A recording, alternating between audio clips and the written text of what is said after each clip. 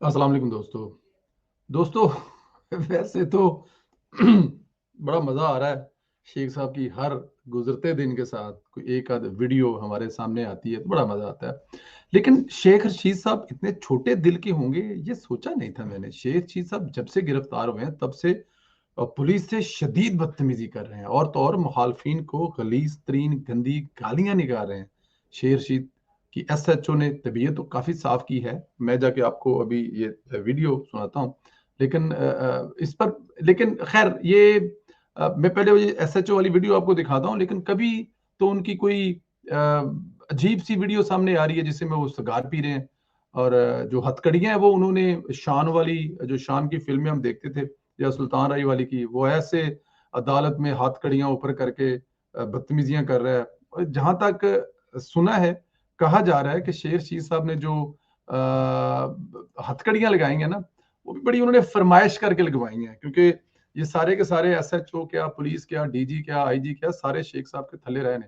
शेख साहब के बच्चे ने सारे। तो शेख साहब को जो हथकड़ियाँ लगाई गई हैं, वो भी सुना ये है कि शेख साहब ने बाकायदा फरमाइश करके लगवाई हैं। लेकिन मैं चाहूँगा कि आपको ज़रा वो एसएचओ ने जो इसकी तबीयत साफ़ की है ना, वो ज़रा वीडियो दिखाऊँ, फिर उसके बाद बात करते हैं। यार मेरी सही है। पीछे हो जा। मैं सच हूँ। पीछे हो जा। सच हो जा। पीछे हो जा। मैं सच हूँ। मैं कह रहा हूँ बदतमीजी अभी नहीं कर रही। मैं बहुत बर्दाश्त कर लिया। याद रखेगा तुम चमचे राना सुनाओ भी बड़े चमचे साले। तेरा चमचा रह जा अंदर।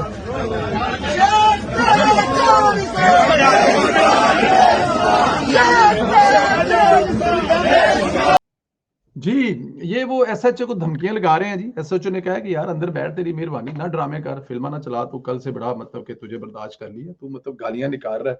और वो जो गालियों निकालने वाली कुछ वीडियो हैं, लेकिन वो अब चलाना मुनासिब नहीं है, जिसमें वो गलीज़ किस्म की गंदी गालियाँ निकाल रहे हैं। डेफ़िनेट वो जिनके नीचे ये सारा महकमा है, उन्हीं को गालियाँ निकाल रहे होंगे, जो कि बिल्कुल नामुनासिब अमल है। लेकिन शेख साहब को मैं तो बड़ा दिल गुर्दे वाला समझता था, लेकिन एक एसएचओ के हाथों ज़लील होकर शेख साहब को क्या मिला? अब गिरफ्तार हुए हो तो यार मर्दों की तरह इसको बर्दाश्त करो। क्या इससे पहले जो गिरफ्तार हुए हैं पिछले दौरे हुकूमत में, हाँ, ये एक अलहदा बात है कि इमरान खान साहब के दौरे हुकूमत में जो भी गिरफ्तार किए हैं वो सारे के सारे इस किस्म के रंगबाज और ड्रामेबाज हैं। शहबाज गिल को ले लें, लंबे लंबे साल लैंदा आया, गड्डी च ऑक्सीजन लेके आ गया, नाल खोतिया वांग घोड़िया वांग चंगा भला नसिया भेजा फिर अदालत आने के लिए ऑक्सीजन लगा के आ गया। तो यही शेख रशीद का हाल है कि बर्दाश्त करो।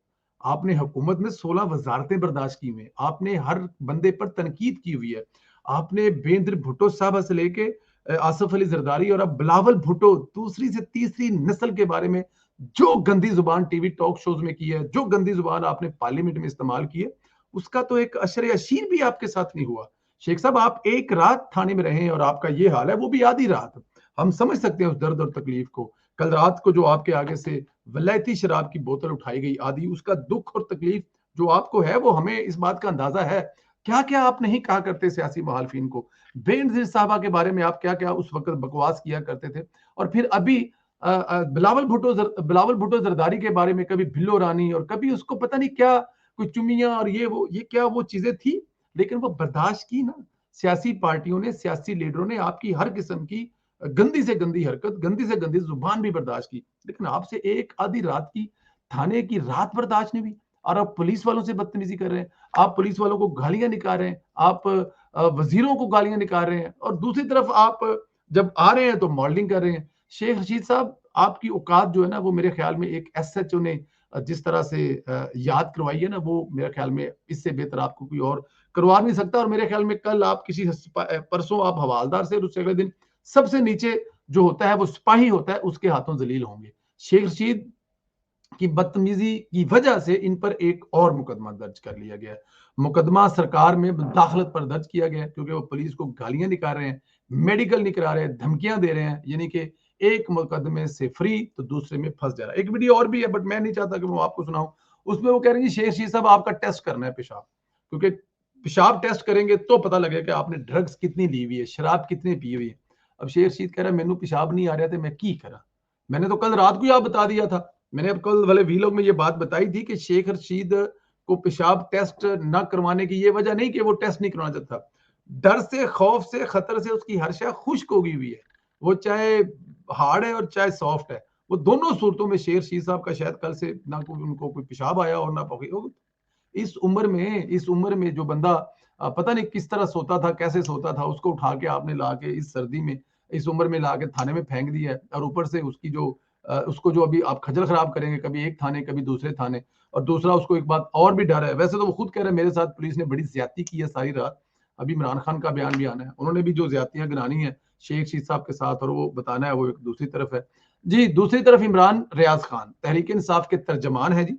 सीनियर रहनुमा की गिरफ्तारी पर बात करें तो उन्हें एफआईआई ने कल अदालत में पेश नहीं किया, आज सुबह पेश किया जाएगा। इमरान रियाज का सॉफ्टवेयर अपडेट हो रहा है, लेकिन हैरत की बात है कि इमरान रियाज की गिरफ्तारी पर अभी तक इमरान खान की ट्वीट नहीं आई और ना ही पीटीआई ने पहले जैसा एहतजाज किया है। हो सकता है कि इमरान खान साहब अभी तक होश में ना हो, आज सारा दिन वो मतलब कि उठे ही ना हो, रात को मतलब कि किसी इस हालत में वो लेटे हों और सुबह उनसे ना उठा गया और उनको पता ही ना हो, अभी तक वो होश में नहीं आए हैं। जैसे भी होश आएंगे तो वो ट्वीट तो जरूर करेंगे। इमरान खान जो है उसने हथियार डालकर भाग गया जी। अब बोलेंगे वो कैसे, शिकस्त का खौफ या कहीं कुछ और। इमरान खान का NA 193 राजनपुर से जिमनी इलेक्शन ना लड़ने का फैसला। इमरान खान ने अवैस लगारी के बेटे अमार लगारी के मुकाबले में ना इलेक्शन लड़ने का फैसला किया जी। ये यहाँ से साबिक जो सदर पाकिस्तान थे फारूक लगारी साहब, उनकी फैमिली से इलेक्शन लड़ा जा रहा है और इमरान खान ने यहाँ पर अपने जो कागजात नामजदगी हैं वो वापस ले लिए हैं और उन्होंने फैसला किया जी कि एक बच्चे के सामने मैं इलेक्शन लड़ूंगा, अगर मैं हार जाऊंगा तो मेरे लिए और फिर ये आने वाले जो आगे इलेक्शन आ रहे हैं तो उस पर ठीक ठाक बुरा असर पड़ेगा। कि इस वक्त में इमरान खान का हारना जो है वो काफी इमरान खान साहब की पार्टी को, पीटीआई के वोटर को, बहुत सारे लोगों को डैमेज करेगा। तो जिसलिए इमरान खान जो है वो इलेक्शन से भागे हैं। और दूसरी एक वजह और भी है, अब इमरान खान को नजर आ रहा है कि इमरान खान का जो वक्त है वो खत्म हो गया है, इमरान खान की जो स्टोरियां हैं वो फिनिश हो गई हैं। तो इसलिए इमरान खान ये छोटी मोटी जो उसकी है ना वो अब भागने की खबरें आएंगी। आखिर सबसे बड़ी खबर देता चलूं, पीडीएम का हुकूमत का सबसे बड़ा और अच्छा फैसला कहीं तो गलत ना होगा। वज़ीर-ए-आज़म शहबाज शरीफ ने अहम कौमी चैलेंज पर तमाम सियासी कायदीन को एक मेज पर बैठाने का फैसला किया है। वज़ीर-ए-आज़म ने 7 फरवरी को ऑल पार्टी कॉन्फ्रेंस बुला ली है। इमरान खान को भी बाज़ाब्ता तौर पर दावत दे दी गई है। याद सादक ने असद कैसर और परवेज खट्टक को वज़ीर-ए-आज़म की तरफ से इमरान खान को एपीसी में शिरकत की दावत पहुंचाई है।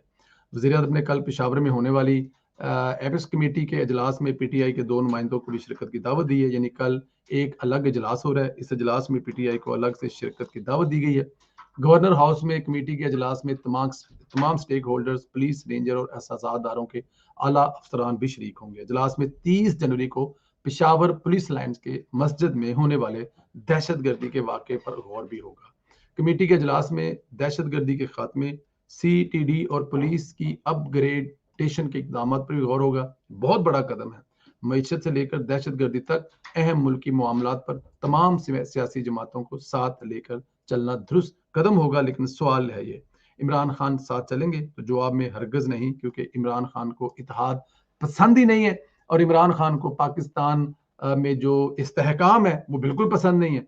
इमरान खान को यही पसंद है कि ये मौजूदा हुकूमत नाकाम रहे। कभी वो मईशत के हाथों नाकाम करना चाहते हैं, कभी दहशतगर्दी के हाथों नाकाम करना चाहते हैं। और इमरान खान साहब किन के खिलाफ उस मीटिंग में जाकर बैठेंगे जी? इमरान खान क्या अपने प्यारे तालिबान के खिलाफ मीटिंग में जाकर बैठने के बारे में सोचेंगे? नहीं, हरगिज नहीं। वो तो डिफेंड करेंगे। वो तो हो सकता है जाके वहां पे भी उनको बुलाएं कि उन बेचारों के पास ऑप्शन क्या है स्वाय धमाके करने के, क्योंकि वो क्या करें, क्योंकि वो जब अफगानिस्तान से वापस आए थे ना उनको आप लोगों ने मार्केटें बना के दी, ना दुकानें बना के दी और ना ही आप लोगों ने उनको कोई बिजनेस बना के दिया। तो वो धमाके नहीं करेंगे तो क्या करेंगे?